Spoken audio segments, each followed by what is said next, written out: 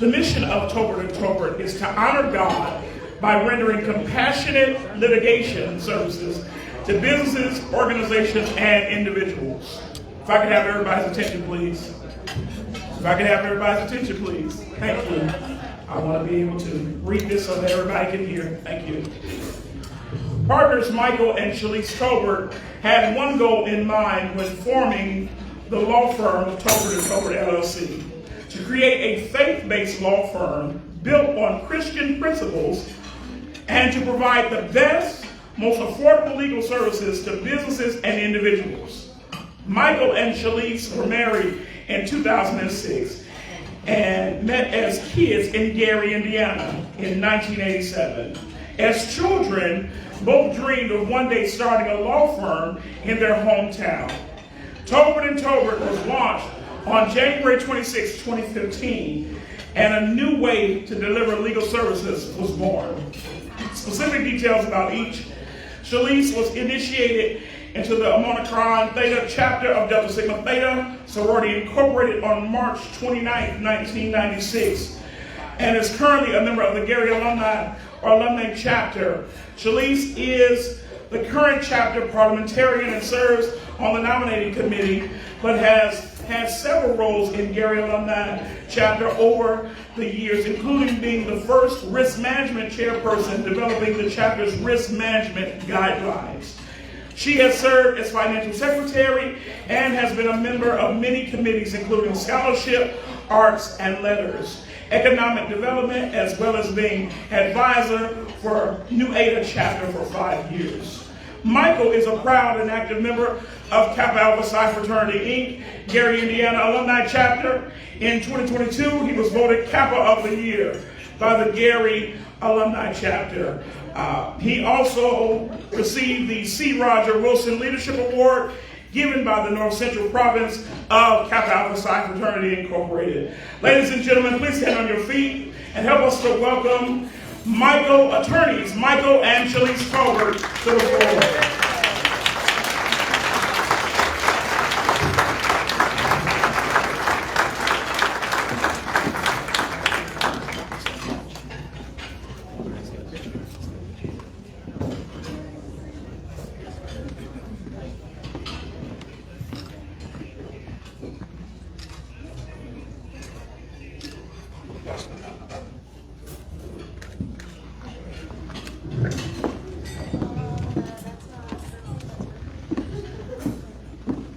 Good evening, everyone. Thank you so much. We are definitely honored and humbled to be the speakers tonight at this inaugural event. Pressure's on. Michael is always a gentleman, and before he got up from the table, he was like, well, ladies first, so I am going to go ahead and give a few remarks and make sure that I don't run over the time so that he can express some things because he's an eloquent speaker. So, as we were asked to do this, we don't take invitations like this lightly. It means a lot to us when someone approaches us to ask us to speak at something. To me, it says that not only are they asking us to give our perspective on things, but that they respect us as people and they think that other people value what we have to say. So I hope that what we say tonight has an impact on you about what we know City Life Center is doing. When God puts it on our hearts to do things, we obey Him. And because we know that it's His will that's going to be fulfilled when we follow His command, we get up here and we say what comes on our hearts. Even though we have notes and people think as lawyers we're always going to have something prepared, but needless to say, we say what's on our heart and what God guides us to do. And I want to thank Dr. Josh for saying our mission, because that was actually in my notes to say tonight. Because we are faith-based and we are not ashamed to express that. And I find it very, not a coincidence, but God puts things together the way that they're supposed to go. And so for us to be united with City Life Center having a faith-based foundation, I think was something that God had in cards before we even conceived it. So again, we thank CLC for asking us to do do this tonight. And so what we want to do, I don't know that we are coming from the same direction, because we kind of wrote our remarks separate. So I'm going to kind of do my thing and tell you a little bit more. Dr. Josh got into my Black Greek organization background, but I was born and raised here in Gary, grew up on the east side of Glen Park, attended the Gary Public Schools, graduated from West Side High School in 1993. West Side. Y'all know how we feel about our high schools in Gary. And then I went to college at Wittenberg University in Ohio and came back home to intentionally go to school in Indiana and attended Valparaiso University. And as Dr. Josh indicated, I met this young man here in the 7th grade in 1987. And we were in what was called then health and safety class. And, it was one of those things, they sit you in alphabetical order, and my maiden name is Robinson and then Tolbert, so we were like right in the rows by each other. And I'm like, who's this tall guy with these pretty brown eyes? And I started talking, and we've been best friends ever since. So,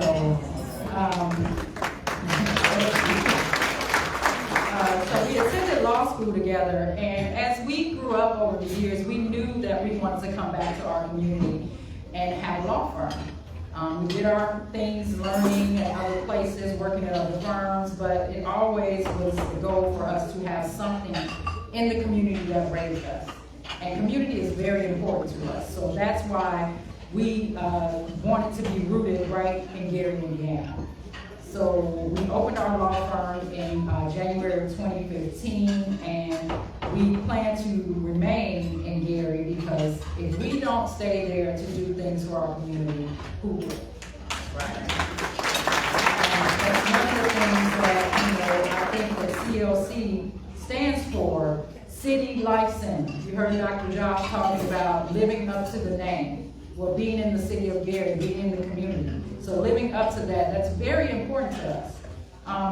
While Michael and I grew up in a different time from now, we're Gen Xers, I guess that's the term, right? Generation X, we were latchkey kids, if anybody knows what that is. We came home after school, parents were at work, you didn't open the door, you did your homework, you had your snack, and you stayed out of trouble till your parents got home and you were able to go out and play with your friends in the neighborhood. But I talk about that because when I was growing up, I had two sets of friends. I had the friends in my neighborhood, and then I had my school friends because I went to school on the other side of town. So I had two communities that were shaped from me. And when we talk about the community that I grew up in, my friends' parents always made sure that we were doing something. All the kids in the neighborhood, was about 15, 16 kids, doing something in community activities, that they always found something for us to do. And there wasn't really a center like City Life Center open when I was growing up, but we kind of had recreation in the summertime at the schools, and we would go to the parks programs, whatever they were giving. We would also do things at the Boys and Girls Club. So it was always a program. But what I remember the most is that the parents always made sure to take care of not only the children and the people in their houses, but the other families in the neighborhood.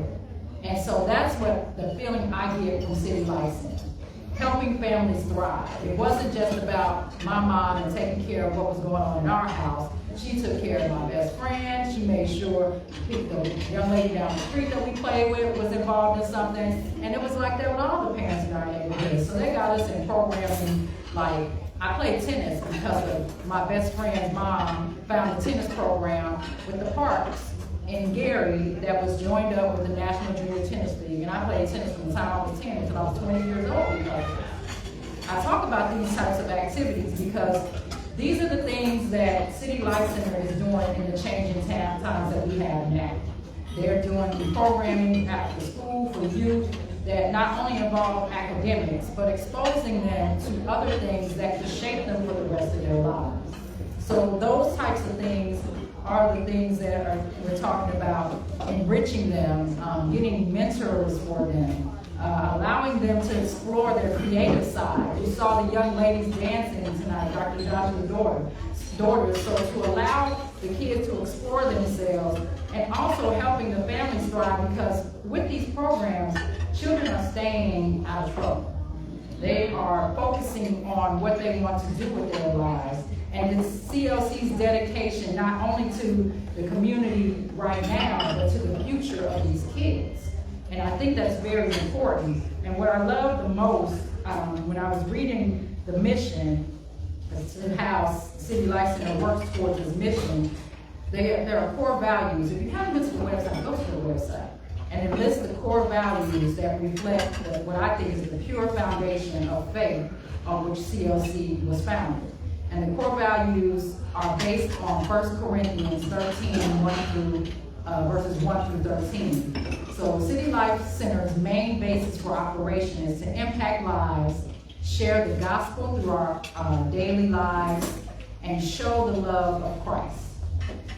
This, being CLC's core values their core values are faith, respect, hope, and compassion.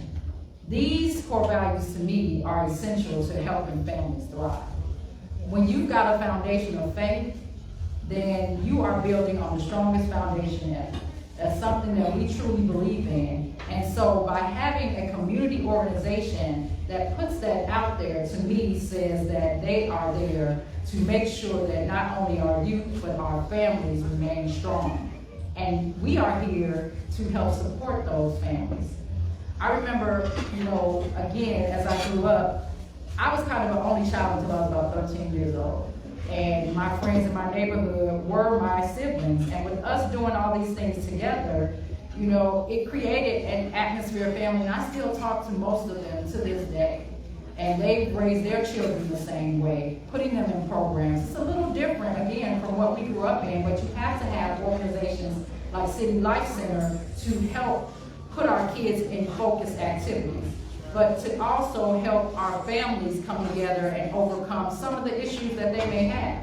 And that goes towards what CLC does with having some of their programming being either no cost or low cost. That's where we have to step in. We have to step in and support them so that they can continue their programming with our families and children in the community. I think as I wrap it up, so I can pass it on to Mike, because I feel like I'm talking a little bit too much. But I just want to say that I'm telling you about the importance of these activities that I was involved in, because as an attorney, we don't practice criminal law, but we do see children go through the system, unfortunately. And having faith-based programs, having after-school programs, having family-centered programs helps to keep children out of the legal system in a negative way. We practice civil law, which means that we're in the business of helping people solve problems. And so when you've got children that get caught up in the system, I think it's indicative of not having them involved in programs such as what are offered at City Life Center. Last thing I will say is that I think that as we continue to support positive programming like City Life Centers, I think that it's important that we understand these things don't come lightly. You can put your dollars anywhere, but when you put your dollars in your own community, that says that you're totally invested in that community.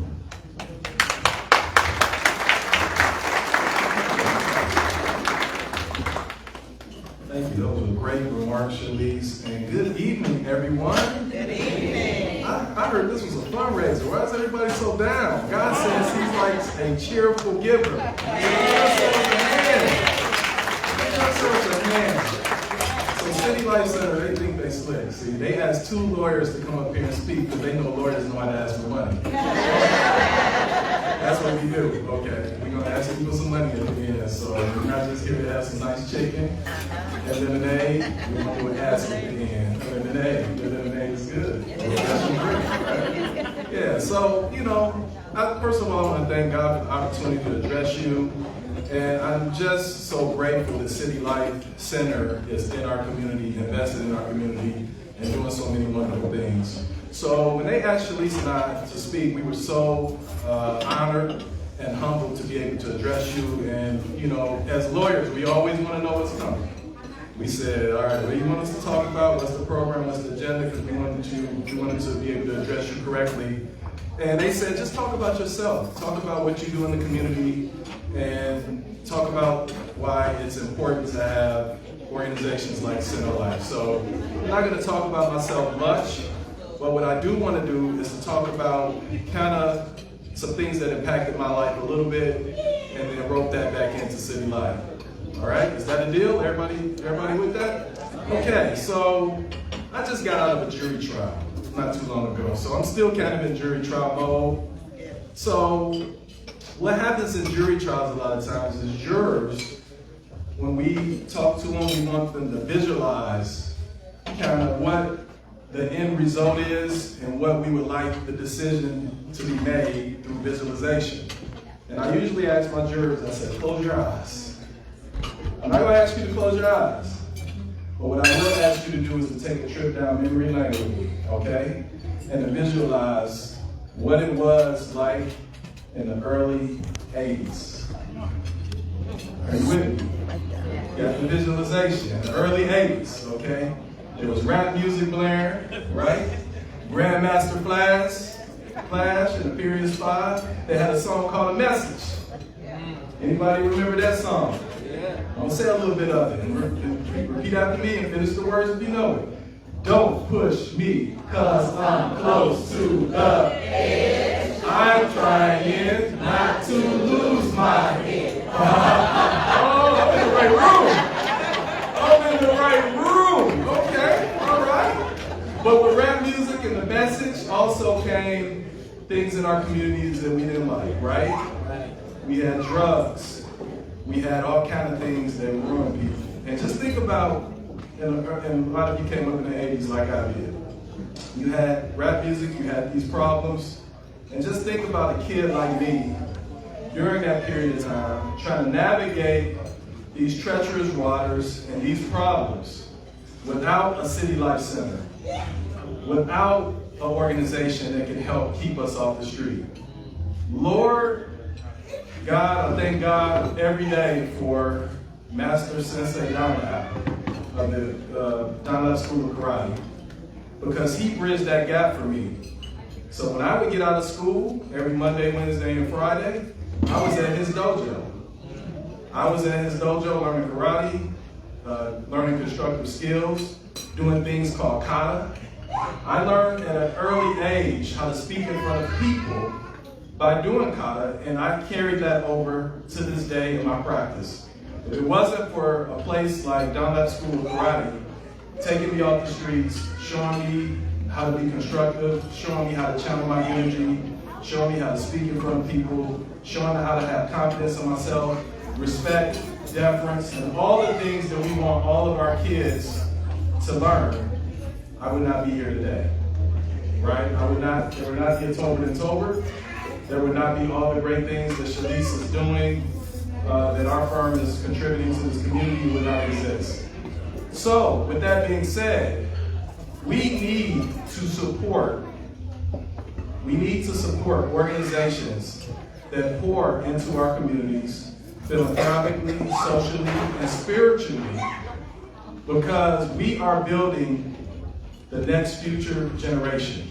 We're building the next doctors, we're building the next lawyers, we're building the next CEOs.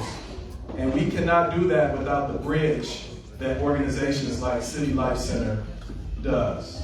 And I want to give respect and pay a little bit of honor right now to one of my mentors who came to support me tonight, Dr. Woods, and her husband, Michael Woods. And Dr. Woods is doing something, and Karen Bishop Morris, she's back there, and Dr. Clark, how's everybody doing, and my family. They're doing some wonderful things similar to City Life Center called the MBK, My Brother's Keepers Initiative. So there's so many different organizations out there, but we as a community do not support them enough. And that's where all of you come in tonight. Because you have the opportunity to support an organization that we know is tried, true, and tested. And we believe it because you wouldn't be here tonight if you didn't believe it, right? And before I ask for this money, Because I know how y'all are. They're gonna be like, well, what am I giving to? Where's the money going? You know, everybody wants an accountant.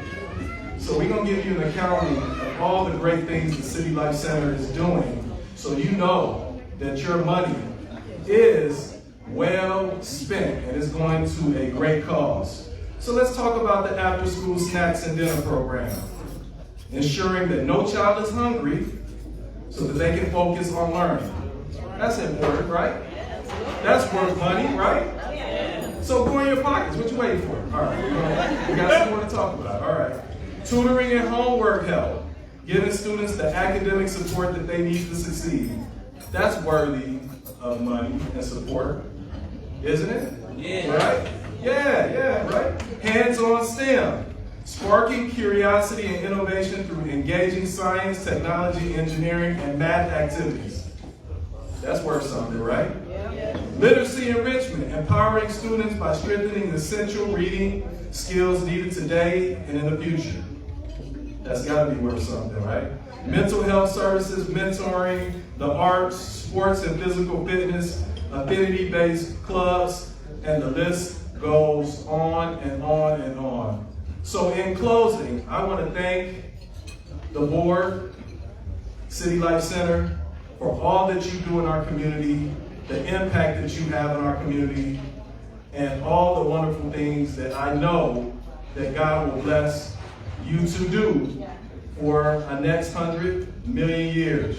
Because when we're gone, we want City Life Center to still be here. And it can only be here without your support and financial resources. So open up those checkbooks. Open up those checkbooks. Open them up, open them up, open them up, open them up. And we got a bit. I heard Dr. Johnson, did you say 50,000? No, Lord, we don't ask for 50. We don't just ask for 50,000. We need 100,000. Yeah. All right, we want y'all to go in their pockets, and we want to exceed that goal because this organization is worth it, more than worth it. All right? So thank you very much for giving us this opportunity to address you, and we appreciate it, and God bless you all tonight. Enjoy, but more importantly, give. Thank you.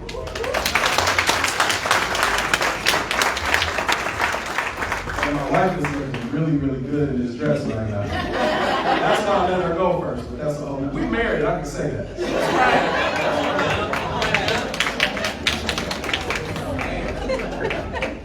That was amazing. Come on, back it up for that one more time.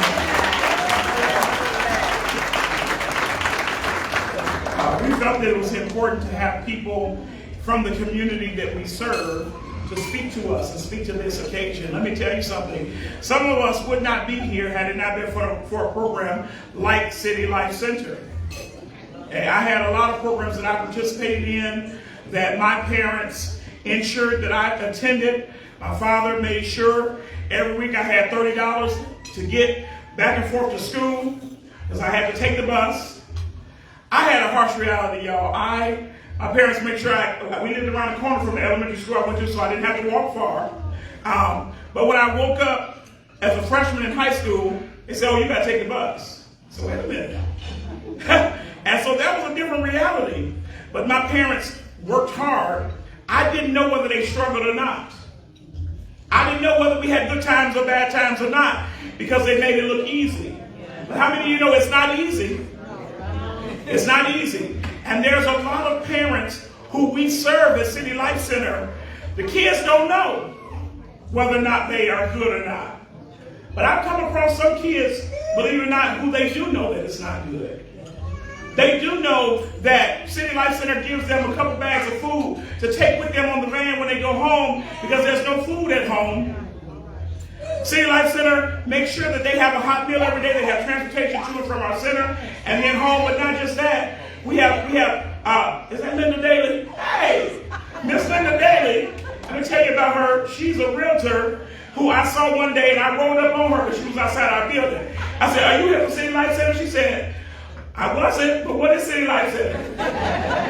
Miss Daly has been bringing food to us every week to give to our kids. Every week she's been rolling up with her car full of snacks and food for us to be able to serve our kids. Just the other week, she brought us a bunch of taco shells. They ate tacos the other day and enjoyed them.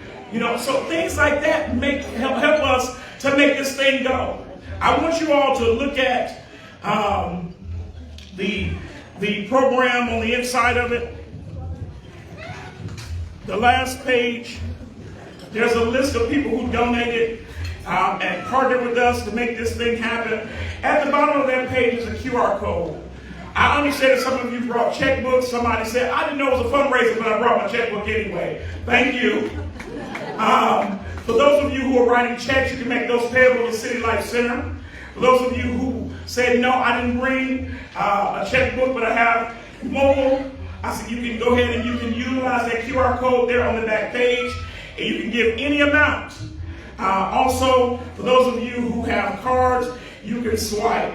I want to read to you something that's going to be coming forth in the next few weeks to you all. We're getting ready to start a program called One Northwest Indiana. One Northwest Indiana is a sponsorship program to ensure that we can provide free programming to as many kids as possible. Not just at the center, but eventually at the schools as well. Because I don't know how many of you know this, but sometimes teachers are tired. Come on, somebody. Come on. Before I came to City Life Center, I came to City Life Center from Chicago International Charter Schools, where I taught ELA as well as senior seminar, and teachers are not always paid properly. I taught in Gary and made $40,000 a year. When my counterparts in Chicago made $70,000 and $80,000 a year. And praise the Lord, when I went back to Chicago for a few minutes, I got a couple more dollars. But I had a mandate in Gary. And so I had to come back to the mandate because it was bigger than the money. And so I want you all to see on there that we have that little QR code, but I have some things I want to share with you. We have 3 sponsorship levels that we would love it if you all could help us with. The first sponsorship level is at $100 a month for 12 months. $100 a month for 12 months provides free programming to students and ensures that they can get, this is what we charge our students every month, it's $100 a month. Unfortunately, funding gets very tight, and we just know that the actual cost to provide programming, our families cannot afford. So at $100 a month, we have some families that are now paying that, and they're struggling to do it. And so if we can get some help, that would be great. At $100 a month, you can give, for 12 months, that'll be $1,200. We then have $250 a month for 12 months, which is $3,000. And then we have $400 a month, which is the actual cost for transportation and dinner, Monday through Thursday, as well as our Friday open gym and Saturday open gym. We have programming 3 p.m. until 6 p.m. Monday through Thursday. 3 to 7 on Friday is open gym, and all of our City Life kids can come to that. And then on Saturday, 12 noon to 7 p.m. Why? Because if we don't have an open door, they'll go out there and do anything. And unfortunately, as a teacher in the city of Gary, I bury too many kids. And I have this thing, let me walk a little bit. I have this thing where it's not another day. I have this mandate, not on my watch. Is there anybody that can believe with me? Not on my watch. Not when we see another kid. Not when we bury another child. There's no child. No parents have to bury their children. And they're burying, our families are burying kids because instead of them being in school or being at home, they are somewhere playing in an abandoned building. They're somewhere with some people that don't mean them any good. At parties where all type of stuff is going on. I had a party the other day at CLC. It was called Lights On After School. And the kids went crazy. We have a live video out there. Go back and look at it. Because we had this guy come in on stilts and he had lights everywhere. He's called Z-Bot. And Z-Bot was dancing with the kids and enjoying the kids. And Z-Bot is going to be here tonight in a few minutes, just so y'all know. To help us to dance too. So we got to get up and need some energy. Because y'all a little dry for me. All right.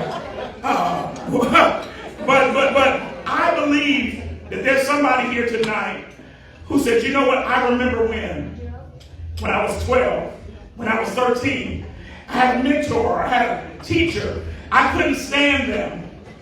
But today I thank God for them. Yeah. I was that kid. I had mentors and teachers who were on me, couldn't take them, didn't like them. I felt I was smarter than them. I found out I wasn't. I found out my parents were right because I had some kids too. And I want to hurt them sometimes. But I can't because the Lord said to raise them a certain way.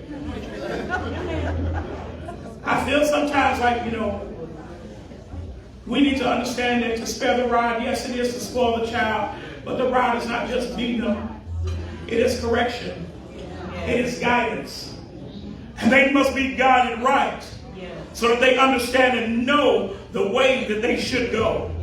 So if you could, take the next few seconds and pray about it for a second or two, and consider what your gift can be tonight. $5, $10, we'll take it all. $1,000. The last event we had in May, somebody messed me up because they said, Dr. Josh, somebody gave $5,000. Oh, thank you. And then they came back and said, somebody just gave $10,000. My goodness. I'm going to give you a chance to beat them tonight. Because in order to keep the doors open, there has to be dollars coming in. In order for us to do this, we have staff that has to be paid, we have programming. Let me tell you a little bit about, we're doing a program now with Harvard University called Project Brain that studies the connection between literacy and physical education and STEM. We've got some people who are heavy STEM. I'm an English teacher, so I'm heavy literacy. We have my colleague in the back who did all the decorations. She was a math teacher with me. She's heavy in math. Don't you know we need all of them together? Yes. But don't you know that also we have different learning styles? And so this study through Harvard University is trying to see what really causes the brain to be stimulated. Well, studies show that when you put play with education, they grab it faster and they hold on to it longer. That's why this summer we partnered with the Urban League and we offered a summer learning lab to the kids that were in our program. 25 kids were in our auditorium in summer school style learning, and everybody else in the building had academic learning as well. The 25 kids were studying. They had double-digit growth in ELA and math. We took a child that could not read and could not count, and he was computating in his head and reading thoroughly on grade level. We couldn't do it by magic. We did it through prayer, I'm telling you. But also through some hard-working teachers. Yes. I hired 5 actual teachers that I had worked with before to teach those classes. And so in order to make that happen, in order to keep that going, I need your help today. So I want y'all to take 30 seconds and just think about it for a second. What can you do and what commitment can you make to help us to make this happen? We had some people who, before we got here today, gave some good money, some companies that gave good money. We had some people who gave money and they did not want their name mentioned. We have a donor who she always gives, and she gave $5,000. The first giver, she gave $5,000 and would not let us put her name on the table, would not let us put her name out there because she didn't care about name recognition. She just wanted to make sure that the kids were well. So think about it for a few seconds. I'm going to give y'all a couple seconds to think about it, and then we're going to get to the raffle. If I can get the tickets so we can do this raffle. We got a couple things to give away. But while you're thinking about it, please consider use the QR code, use the envelopes on the table, or if you have cash that you just want to give, Miss Karen is in the back. Security is here too for those who need to. Sometimes when you take up the offering in some places, you got to lock the door to make sure that people gave.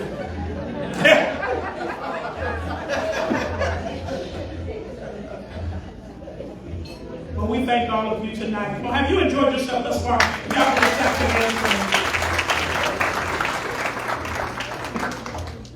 All right, let's get the let's get these raffle tickets. Check your tickets, everybody. Check your tickets.